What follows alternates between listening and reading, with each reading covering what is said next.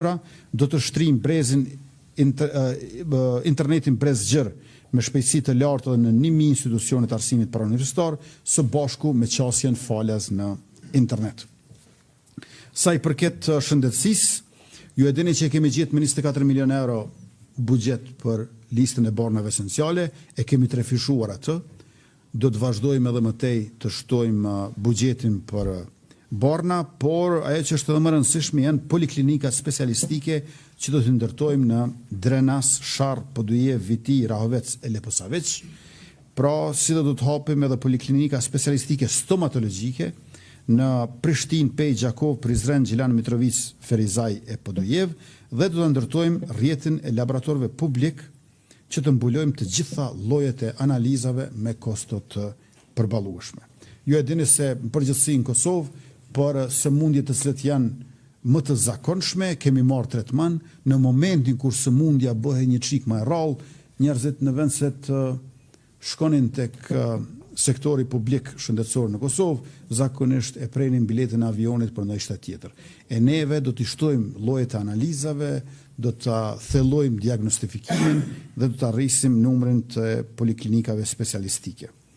Tash lista e rimbursimit bornave fillon për herë të parë, duke mbështetur qytetarët për shpenzimet lidhur me bornat jashtë spitalore, e për listën esenciale të bornave do të kemi shtim të buxhetit, pra 24, 70 tash mbi 100 milion euro. Nga ajo klinik pas klinike, vazhdojmë me spital pas spitali. 300.000 fermer i kemi mbështet, 120.000 fermer i kemi mbështet me mbi 300 milion euro grante e subvencione, dhe kjo ka bërë që sipërfaqja e punueshme në Kosovë të rritet për 50%. Prandaj ne do të vazhdojmë që t'i mbështesim për eksporte, por gjithashtu edhe për zëvendësimin e importeve, fermerët dhe blegtorët tonë. E kemi subvencionuar akcizën e naftës dhe tash do të bëjmë edhe skemën e sigurimit nga fatkeqësitë natyrore për prodhimin bujqësor. Sa i takon furnizimit me ujë të pijes, do të përfundojmë projektimin dhe më pas ndërtimin e gjithë rrjetit ujësjellësit në gjitha lokalitetet e banuara. Do të kemi furnizim me ujë për shkak se do të ndërtojmë 5 diga të reja. Ky është projekt shumë i madh kapital në Republikën tonë. 5 rezervuar për ujë të pijes, ujitje dhe industri, dhe po përgatitemi edhe për 4 tjerë si studime fizibiliteti. Pa ajo që dihet tashmë, sepse janë të nevojshme dhe fizibiliteti e ka dëshmuar këtë, janë rezervuare që do ndërtohen, e ato janë rezervuari i poshtëm i Firajës, rezervuari i Pollatës, rezervuari i Kuqicës, rezervuari i Dragaçinës dhe ai i Desivojcës. Mëtej, përballafshmëria e çmimeve, pavarësia energjetike dhe ndikimi në shëndet janë parsore në politikën tonë energjetike. Do të kemi një miks të energjisë që bazohet në burime vendore dhe gjithnjë më shumë në burime të pastra të ripërtrishme nga era e dielli. Termocentrali Kosova B do të modernizohet, ndërsa termocentrali Kosova A do të rehabilitohet thellësisht, ashtu që të rritet siguria e furnizimit dhe të ulet ndjeshmëria ndaj krizave eventuale nga jashtë. Do ta intensifikojmë bashkëpunimin për ndërtimin e kapacitetit përbashkëta me Shqipërinë dhe do të sigurohemi që Kosova të jetë në ballë të zhvillimeve energjetike dhe po ashtu në miksin energjetik me burime jo tradicionale dhe me teknologji inovative nëpërmjet bashkëpunimit me partnerët strategjik.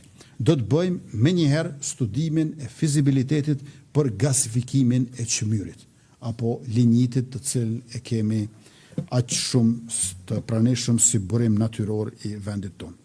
Sektori minerar është sektor strategjik me rëndësim për ekonominë, por edhe për sigurinë tonë kombëtare, e këtu natyrisht që Trepça do të jetë në fokus.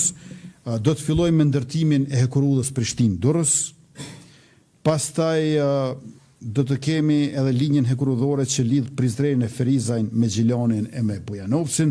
Do ta përfundojmë ndërtimin e rrugës Prizren-Tetov, autostradën Prishtinë-Gjilan me vazhdim deri te Dheu i Bardh, dhe do të ndërtojmë rrugën e Dugaxhinit që lidh Prizrenin, Rahovecin, Gjakovën, Deçanin me Pejën dhe Istogun.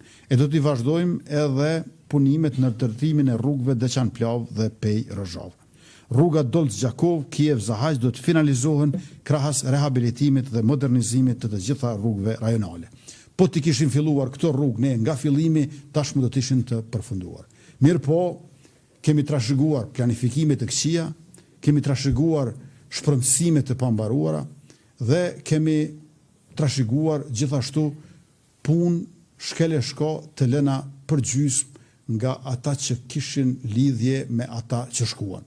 Prandaj në një situatë të këtillë gjithçka po merr më shumë kohë se sa që kemi dashur e madje edhe se sa që kemi menduar. Do të kemi projekte të mëdha si Teatri Operës dhe Baletit dhe Muzeu i Artit Bashkëkohor, do të bëhen pika padyshim referimi në aspektin global, duke ofruar hapësira të denja për krijimtari e bashkëpunim ndërkombëtar. Mandati i parë ishte i shpëtimit të monumenteve, në mandatin e ri për trashëgimin kulturore nga mbrojtja fizike kalojmë në funksionalizim. Monumentet do t'i vëmë në shërbim të komunitetit dhe të ekonomisë. Sa i përket drejtësisë, çështjet si prona, trashëgimia, dhuna në familje, divorcet e alimentacioni nuk mund të presin dekada për të zgjidhur, problemet familjare duhet zgjidhur shpejt dhe me efikasitet. Përgjigjja jonë do të jetë themelimi i gjykatës për çështje familjare, e cila me prioritet e shpejtësi do të trajtojë rastet që qytetarët i adresojnë në gjykata. Por, mbi të gjitha e para zgjithave, do të themelojmë prokurorinë e re të specializuar për çështjet e krimit të organizuar dhe të korrupsionit me përkrahje dhe model të vendeve që e kanë kryer me sukses këtë betejë në Evropë. Dhe ato që na i kanë penguar deri më tani nuk do të mund ta bëjnë në mandatin e ardhshëm, është byroja për konfiskimin e pasurisë pa justifikueshme. Ne nuk jemi kundër të pasurve, nuk jemi kundër pasurimit, nuk jemi kundër pasurisë, por nuk besojmë që askush do duhej të friksohej nga deklarimi dhe njëkohësisht nga bërja transparente e mënyrës së pasurimit. Nuk ka qeveri që është angazhuar për pasurimin e popullsisë dhe për mbarvajtjen e punëve për rritje të bizneseve në sektorin privat, sikurse qeveria jonë. Por gjërat duhet të jenë të hapura, transparente, prandaj edhe na nevojitet kjo byro. Ata që nuk kanë çfarë të fshehin, ata që e duan Kosovën, nuk kanë sepse të friksohen. Dhe do të vijojmë edhe me mbështetjen e policisë dhe institucioneve tjera të sigurisë, me pajisje të specializuara bashkëkohore, do të avancojmë njësinë e dronëve dhe antidronëve, sepse na nevojitet ta mbajmë hapin me zhvillime teknologjike në mbrojtje e në siguri, në mbikëqyrje të kufirit dhe po ashtu në respektimin e të drejtave të qytetarëve gjithandej. Për ushtrinë tonë, në 4 vitet e ardhshme do të ndajmë buxhet mbi 1 miliard euro. Pra, mbi 1 miliard euro për ushtrinë, mbi 1 miliard euro për prodhimtarinë dhe 1 miliard euro shpenzime kapitale së paku për çdo vit në mandatin e ardhshëm.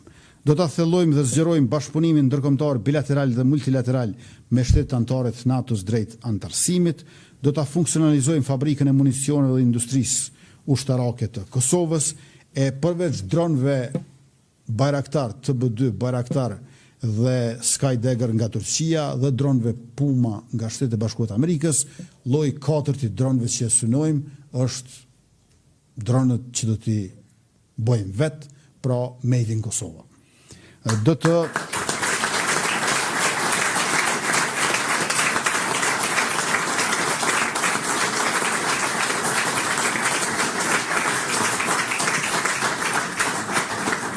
do ta krijojmë njësinë ushtarake të përbashkët me forcat armatosura të Republikës Shqipërisë, do të bëjmë regrutimin e kadetëve të ri me një ritëm edhe më të shtuar. Kemi më shumë se 2 fishim të numrit të ushtarëve në forcën e sigurisë Kosovës, por synimi ynë është që brenda mandatit të ri të kemi 1000 gra e vajza ushtarake, pra 3 fishim të asaj çfarë kemi aktualisht, dhe gjithashtu është e rëndësishme që të vazhdojmë me trajnimet jashtë vendit dhe të vazhdojmë me sytë në ajrët e çizmet në tokë për sigurinë e gjithëmbarshme, ku edukimi mbi sigurinë në njërin anë dhe mbrojtja gjithëpërfshirëse në anën tjetër do ta garantojnë jo vetëm në të tashmen, po edhe në të ardhmen afatmesme e afatgjatë sigurinë e Republikës sonë dhe të qytetarëve të saj. Të nderuar qytetarë, të dashur anëtar të Këshillit të Përgjithshëm, lëvizja e vendosje vazhdon me qenë bindshëm e para, por ju e pat që betejë nuk është më midis subjekteve, po të gjitha ata bashkë kundër neve.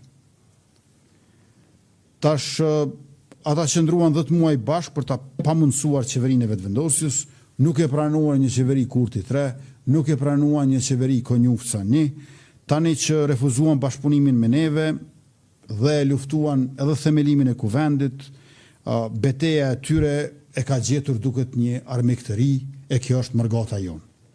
Dhe kjo luftë ndaj tyre nuk ka filluar sot. Në zgjedhjet e kaluara kemi dëshmuar se ka parregullsi dhe manipulime të votave me postë, por që prokuroria nuk u mor asnjëherë me ta. Në takimin ton për caktimin e datës, të gjithë një zëri e kundërshtuan 28 dhjetorin. Fillimisht thoshin 7 e 14 dhjetor, kur e panë që kjo është objektivisht e pamundur, insistonin të 21 dhjetori. Pra thjesht dëshironin që mërgatat mos votoj. Si mund t'jesh i gëzuar që nuk po voton ai i cili e ka lënë vendlindjen jo nga qefi, po nga zori. Qoftë nga persekutimi politik apo nga skamja ekonomike. Si mund gëzohesh që ata nuk do të votojnë? E kjo është situata pra në cilën ndodhemi ne, dhe kjo është për shkak të frigës që e kanë nga mërgata. Nuk duan që mërgata të jetë pjesë e vendimarrjes dhe prandaj e kërkonin aman çfarë do date tjetër përveç datës 28 dhjetor. Të njëjtit të dashur qytetarë, pra PDK, LDK, AK, Lista Serbe, kanë votuar që t'ja mundsojnë mërgatës votojnë në hapësira shtesë. Ambasadat tona kanë votuar kundër që t'ja mundsojnë të votojnë në hapësira shtesë. Ambasadat tona kanë organizuar hapësira shtesë në mënyrë që mërgatat ta ketë këtë mundësi të marrë pjesë mas më të madhe, por të votuar fizikisht jashtë vendit, por subjektet opozitare ne dim që e pamundsuan këtë në vitin 2021.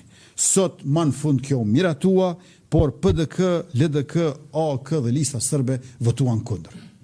Pra për kundër votimit të tyre kundër u miratua hapësira shtesë për votime edhe jashtë ambasadave, konsulatave që fizikisht e bëjnë të pamundur fluksin e qytetarëve tonë atje.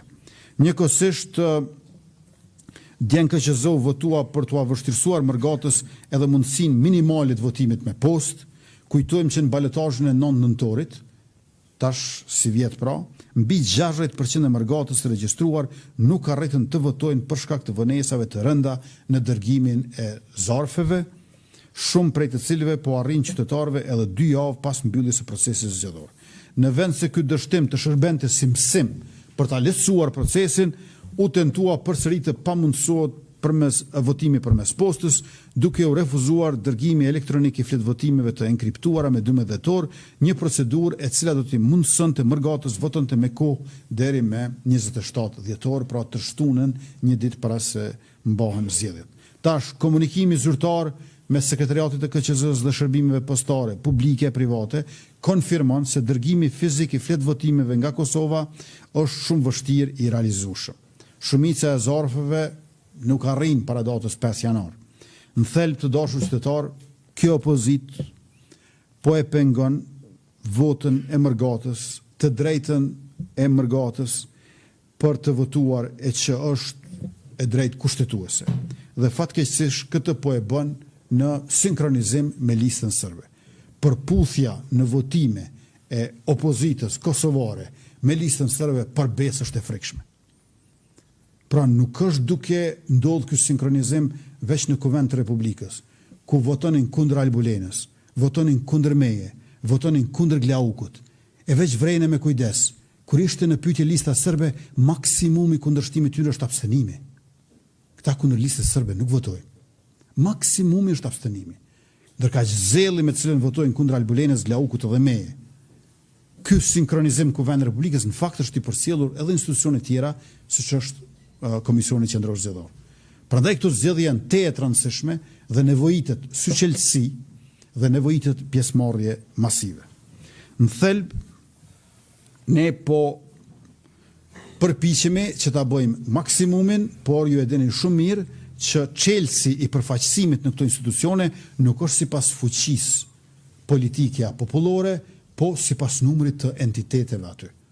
Nga 11 antar në KQZ, vetëm 2 janë vetëvendosës. Merrni me mend. E ata 2 janë caktuar pasi që i kemi fituar 50.3% të zgjedhjeve. Pra ke gjysmën e popullsisë e nuk i ke as 20% të përfaqësuesve në Komisionin Qendror Zgjedhor. Në këtë vazhd të përpjekjeve të opozitës për t'ia pamundsuar mërgatës ushtrimin e drejtës votës, dëmi që po i shkaktohet Kosovës është i madh dhe i shumëfisht. Unë nuk e kuptoj plotësisht pse zhvillohet një betejë kaq e madhe kundër një pjese kaq të vlefshme të kombit tonë. Të gjithë ne kemi familjar në diasporë. Nën kryetari Glauku e ka vëllau në Gjermani, unë e kam vëllau në Suedi, cili do prej jush e ka një vëllau, një motër në Mërgat, në mos edhe më shumë se aq. Edhe ne e dim sa i madh është kontributi i gjithë diasporës tonë, të cilën e njohim shumë mirë. Ata nuk janë barë, por janë vlerë e shtuar për vendin tonë. Shtëpit, pronat, investimet dhe rrënjët e tyre në Kosovë i bëjnë ata pjesë integrale të këtij shteti. Dhe për këtë arsye drejta e tyre për të votuar nuk është luks, por obligim kushtetues që duhet ta respektojmë secili. Kush e lufton Mërgatën është i humbur që në fillim, sepse kjo betejë nuk do t'i dobësoj ata. Përkundrazi i mobilizon dhe i forcon. Është e pakuptim që të kërkohet kontributi financiar i Mërgatës, por të mohohet e drejta themelore e votës. Ky standard i dyfisht nuk mund pranohet, mirë që e bën të qartë se çfarë mendojnë ata. Me 28 dhjetor, Mërgata duhet të tregoj pa qartë se çfarë mendon për këtë sjellje të tyre. Ky është realiteti, Mërgata nuk mund të trajtohet si burim i mjeteve e jo si qytetar me të drejta të plota. Dhe përgjigjja e tyre do të jetë pa qartë sa edhe padrejtësia e cila po ju bëhet. E dashur Mërgat, ne jemi këtu, ne do të jemi këtu, unë jam e do të jem këtu. Tani te ne do të mund të gjeni partnerin për çdo hap të përbashkët. Kosova është vendi juaj po aq sa yni dhe dyert e saj janë të hapura për ju, për festat, për familjen dhe për zgjedhjet. Ne nuk ju ndajmë, por ju mirë presim dhe do t'i mbrojmë të drejtat tuaja sot dhe gjithmonë. Të dashur qytetar, sot që qëndroj para jush si kandidat për kryeministër, ky besim është përgjegjësi e madhe dhe zotim që unë të ta kthej në punë, për kushtim dhe vendosmëri për ta çuar përpara Republikën tonë. Nuk kanë qenë vite të lehta, por besoj që jemi forcuar në këto kohra të vështira. Çdo hap i qeverisë është luftuar, çdo reformë është kundërshtuar dhe çdo përpjekje për të vendosur rend, ligj e drejtësi në këtë vend është sabotuar vetëm atëherë kur ose u ka ardhur tepër turp ose kanë pasur objektivisht të pamundur, nuk kanë bërë gjë. Janë bashku PDK, LDK, AK, Elisa, Sërben, çdo bllokad, nga konstituimi i institucioneve, te ligjet ndërkombëtare, te buxheti, te reforma në drejtësi, te fondi sovran i Republikës Kosovës, e sfundi kanë kërkuar ta pengojnë edhe Mërgatën pra që të votoj. E gjithë kjo është betejë për pushtet e jo për shtet. Por edhe përballë për këtyre pengesave, ne kemi treguar se shteti funksionon kur udhëhiqet me vullnet të fortë, me ndërgjegje të pastër dhe me prioritet qytetarin. E kemi luftuar krimin edhe korrupsionin dhe aty ku dikur ishte i paprekshëm, ne kemi arritur ta bëjmë eliminimin. Është dyfishu ekonomia, është rrit punësimi, janë mbështet fermerët, mjekët, arsimtarët, nxënësit e studentët, policët e ushtarët, dhe janë liberalizuar vizat, janë rritur pagat e pensionit dhe është vendosur standard i ri i qeverisës. Këto nuk janë thjesht fjalë, janë fakte. E tash para nesh e kemi një kapitull të ri, ajo që kemi bërë është vetëm fillimi, zotimet tona janë të qarta për një Kosovë të zhvilluar, të drejtë, të fortë, me ekonomi moderne, me energji të pastër, me arsim cilësor, me shëndetësi më të mirë edhe me siguri të garantuar e me institucionet e cilat janë të papërkullura ndaj krimit e korrupsionit. Kjo është amaneti i brezave para nesh dhe obligimi ynë ndaj